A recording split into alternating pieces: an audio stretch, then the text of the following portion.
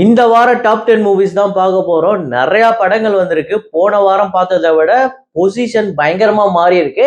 அதெல்லாம் என்னென்ன படம் டாப்ல இருக்கு, என்னென்ன படம் பின்னாடி போயிருக்கு அப்படிங்கிறது எல்லாத்தையுமே ரொம்ப டீட்டெயிலா பார்ப்போம். ஸோ டைம் வேஸ்ட் பண்ணாம வாங்க வீடியோக்குள்ள போலாம்.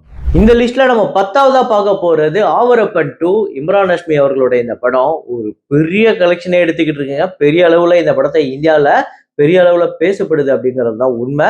முக்கியமா தமிழ் ஆடியன்ஸ் இந்த படம் எப்படி பாக்குறாங்க அப்படிங்கும்போது அதை வச்சு நம்ம இந்த லிஸ்ட்ல 10வது பொசிஷன் கொடுத்திருக்கோம். அடுத்ததா 9வது இடத்தை பிடிச்சிருக்க படம் வந்து காலிஃபா, பிருத்திவிராஜ் சுகுமாரன் அவர்களோட இந்த படம் ஒரு பயங்கரமான ஓப்பனிங் இருந்தது, பெரிய எதிர்பார்ப்பு இருந்தது. ஆனா ஒரு மிக்ஸ்டு ரிவ்யூ தான் இந்த படத்துக்கு வந்திருக்கு. முக்கியமா தமிழ் ஆடியன்ஸ் இந்த படத்தை பெருசா கவனிக்கல அப்படிங்கிறது தான் உண்மை. ஸோ இந்த லிஸ்ட்ல இந்த படம் 9வது இடத்தை பிடிச்சிருக்கு காலிஃபா.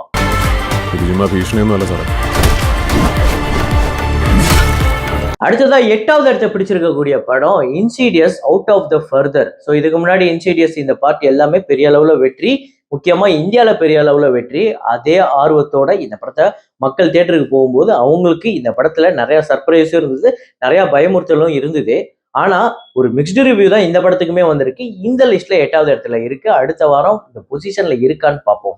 நான் பார்த்திருக்கேன் ஜமா, நான் சொல்றதை கேளு. நான் முடியாதுன்னு நினைச்சுக்கிட்டு இருந்தது உன்னால செய்ய முடியுது. அடுத்ததா 7வது இடத்தை பிடிச்சிருக்க படம் வந்து ரியோ ராஜா அவர்களோட ராமன் லீலா அப்படிங்கிற படம்.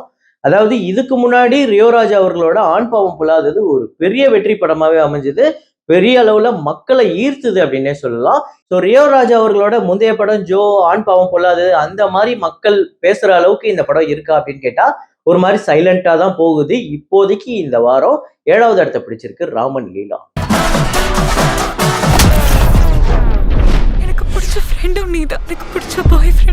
அடுத்தது 6வது இடத்தை பிடிச்சிருக்க படம் ஒரு தமிழ் படம் மொதராத்திரி அப்படிங்கிற படம். இந்த டைட்டில கேட்கும் போதே இது ஏதோ ஒரு மாதிரி இருக்கே அப்படின்னு தான் தோணும். ஆனா இது ஒரு பயங்கர காமெடியான ஒரு படம், பெரிய அளவுல ஒர்க் அவுட் ஆயிருக்கு அப்படின்னே சொல்லலாம். வேர்ட் ஆஃப் மவுத்ல பிக்கப் ஆகி இந்த படம் ஒரு நல்ல வரவேற்பை கிடைச்சிக்கிட்டு இருக்கு.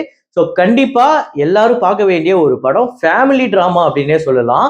ஸோ நிறைய காமெடியும் நல்லா ஒர்க் அவுட் ஆயிருக்கு. புது கேஸ்ட் அண்ட் குரூ, முக்கியமா ஹீரோ நடிச்சிருக்கவர். இதுக்கு முன்னாடி நிறைய கதாபாத்திரம் நடிச்சிருந்தாலுமே ஹீரோவா ரிஷிகாந்த் அப்படிங்கிறவருக்கு இதுதான் முதல் படம். சிறை படத்துல கதாநாயகியா நடிச்சு இந்த படத்துல காமெடி படத்துல நடிச்சிருக்காங்க. ஸோ ரெண்டுத்துக்குமே வேற வேற டோட்டல் ஜானரே வேற. ஸோ இந்த டைரக்டருக்கு இதுதான் முதல் படம், இருந்தாலும் ரொம்ப நல்ல படமா வந்திருக்கு மொதராத்திரி. இந்த லிஸ்ட்ல 6வது இடத்தை பிடிச்சிருக்கு. ஒரு ஆளு, அவனுக்கு ஒரு கல்யாணம், கேள்வி கேட்காத. அடுத்ததான் 5வது இடத்தை பிடிச்சிருக்க படம் வந்து தெலுங்கு படம் தான், ஆனாலும் தமிழ்ல வந்திருக்கு. ரவிதேஜா அவர்களோட இருமுடி அப்படிங்கிற படம், தமிழ்ல வந்து இருமுடி கட்டு. இந்த படம் ஒரு பயங்கரமான ஓப்பனிங் கிடைச்சிருக்கு. இந்த படத்துக்கு ஒரு செம்ம ரெஸ்பான்ஸ் கிடைச்சிருக்கு. ரவிதேஜாக்கு ரீசன்ட் இயர்ஸ்ல ஒரு பெரிய சொல்லிக்கிற மாதிரி ஒரு வெற்றியே கிடையாது. இந்த படம் எல்லாத்தையும் தூக்கி சாப்பிடுற மாதிரி ஒரு பெரிய பிளாக் பஸ்டராகவே அமைஞ்சிருக்கு. முக்கியமா இந்த படத்தை அந்த குழந்தையோட பெர்ஃபார்மன்ஸ் ரொம்பவே சூப்பரா இருக்கு அப்படின்னு சொல்லியிருக்காங்க. சோ இந்த படம் இந்த லிஸ்ட்ல 5வது இடத்தை பிடிச்சிருக்கு, இருமுடி.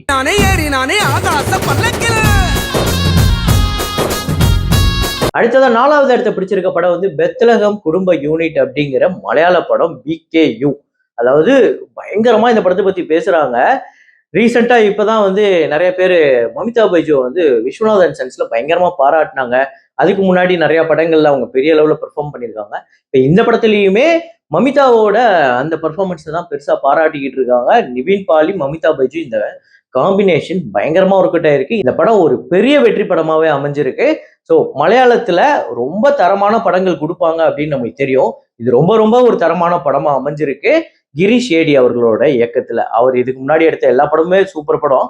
இதை அதே மாதிரியே ஒரு நல்ல படத்தை கொடுத்திருக்காரு. இந்த லிஸ்ட்ல 4வது பொசிஷன்ல இருக்கு BKU.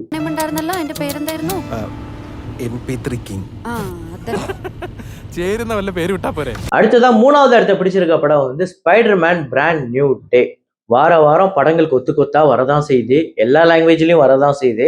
ஆனா இந்திய மக்கள், தமிழ்நாட்டு மக்கள் எல்லாருமே இந்த படத்துல இருக்கக்கூடிய ஆர்வத்தை கம்மி பண்ணவே இல்லை. குடும்பமா கூட்டம் கூட்டமா போய் பார்த்துக்கிட்டே தான் இருக்காங்க. மிகப்பெரிய வெற்றி படங்க. அதாவது உலக ரீதியா இந்த படம் 2 பில்லியன் எல்லாம் கடந்து போயிடுச்சு. ஸ்பைடர்மேன் யூனிவர்ஸ்லயே 2 பில்லியனை கடந்த ஒரே திரைப்படம் இதுதான். தமிழ்நாட்டிலையுமே கிட்டத்தட்ட 50 கோடி வசூல் அப்படி எல்லாமே சொல்றாங்க. ஸோ அந்த அளவுக்கு ஒரு பெரிய வெற்றி படமா அமைஞ்சிருக்கு. இந்த லிஸ்ட்ல இந்த படம் 3வது இடத்தை பிடிச்சிருக்கு. எனக்கு என்ன அடுத்ததா 2வது இடத்துல லோகேஷ் கனகராஜ் அவர்களோட டிசி அப்படிங்கிற படம், அருண் மாதேஸ்வரன் அவர்களோட இயக்கத்துல வந்து இந்த படம் ஒரு பெரிய வெற்றி படமாவே அமைஞ்சிருக்கு. கிட்டத்தட்ட அபிஷியலா இந்த படத்துக்கு 100 கோடி வசூல். முதல் படத்திலே ஒரு கதாநாயகனுக்கு 100 கோடி வசூல் அப்படிங்கிறதெல்லாம் சாத்தியமான ஒரு விஷயம் தான். இந்த படத்துக்கு ரொம்ப முக்கியமான பலமே அனிருத் தான். அனிருத் அவர்களோட இசை, அனிருத் அவர்களோட முக்கியமா அந்த சண்டை காட்சிகள்லாம் அவர் போடுற கர்நாடிக் மியூசிக். ஏன்னா இவ்வளோ ரத்தம் தெறிக்க தெறிக்க ஒரு சீனுக்கு கர்நாடிக் மியூசிக்கா அப்படின்னு தான் கேட்க தோணுச்சு. ஆனாலும் ரசிக்கும்படியா இருந்தது.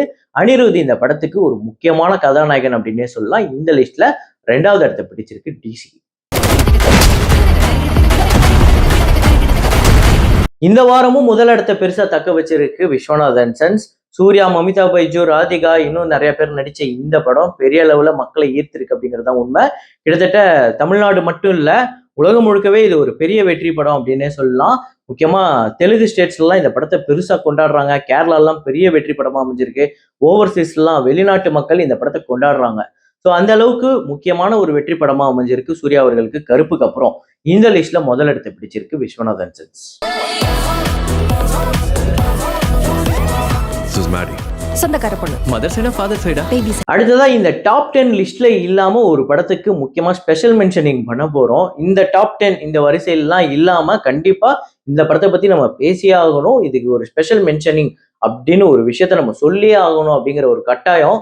ஆமாங்க, ஒன் மேன் அப்படின்னு சங்ககிரி ராஜ்குமார் அவர்களோட மொத்தத்தையும் அவரோட தயாரிப்புன்னு சொல்றதா, அவரோட இயக்குன்னு சொல்றதா, அவரோட நடிப்புன்னு சொல்றதா, இல்ல அவர் எடிட் பண்ணதுன்னு சொல்றதா, ஒரு படத்தை ஒரு தனி மனிதனால மொத்தமா ஒரு படத்தை ப்ரொடியூஸ் பண்ணி அந்த படத்தை வந்து அவுட்புட்டா கொடுக்க முடியும் அப்படின்னா உண்மையிலே அது ஒருத்தரால யோசிக்கவே முடியாது. ஏன்னா அவ்வளோ டிபார்ட்மெண்ட் இருக்கு.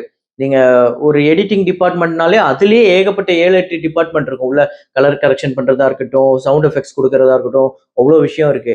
சவுண்ட் டிசைனிங் இருக்கு, ஸோ விஎஃப்எக்ஸ் இருக்கு. இந்த மாதிரி ஏகப்பட்ட டிபார்ட்மெண்ட், கிட்டத்தட்ட 70க்கும் மேற்பட்ட டிபார்ட்மெண்ட்டை இவர் ஒருத்தர் மட்டுமே செஞ்சிருக்காரு ஒன் மேன் அப்படிங்கிற இந்த படத்துக்காக சங்ககிரி ராஜ்குமார். கிட்டத்தட்ட இந்த படத்தோட மொத்த உழைப்பு என்ன அப்படின்னு கேட்டீங்கன்னா, அதாவது வழக்கமா இந்த படம் இவ்வளவு சூப்பரா இருக்கே, இந்த படத்தோட பட்ஜெட் என்ன அப்படின்னு கேட்போம்.